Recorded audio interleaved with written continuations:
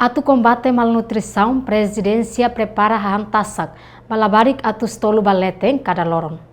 Labarik hamutuk atus tolo Racing participa e a abertura cantina Matak, neve a abertura oficial husi Presidente da República, José Ramos Horta, organiza husi presidencial. Objetivo husi programa ne, atu forran labarik sira husi segunda-feira to sexta-feira. Presidente da República José Ramos Horta dehan, programa nela significa presidencial resolve subnutrição, mas be fodeit ba família que bit like sira. Niamos espera husi programa ne bela inspira embaixada sira, ka setor privado nacional no internacional sira. Lá significa presidência que resolve o problema subnutrição, né?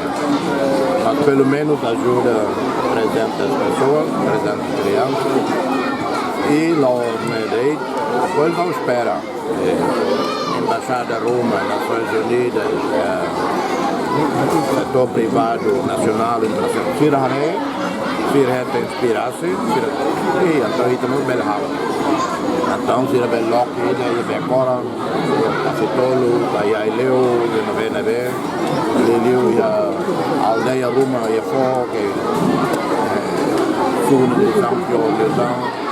A ideia é nessa efeito multiplicador, é nascendo bem rápido. Entretanto, presidente responsável vacante na Matak, bela ganho saktuir, lavar sirane, makada lorong hang iha cantina ne, barakliu iha área palácio presidencial, maioria família husiforro, nebe fuing maidili, hela iha fating no condição ladiak.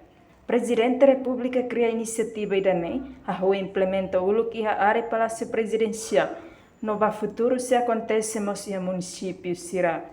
Além de cantina Matak, Presidente da República atribuímos fogão had, bainan sira suficiente. No fogão ne produz husi Timor sira. Reportagem Selfiana Kat, Domingo Samaral, Televisão Timor Post.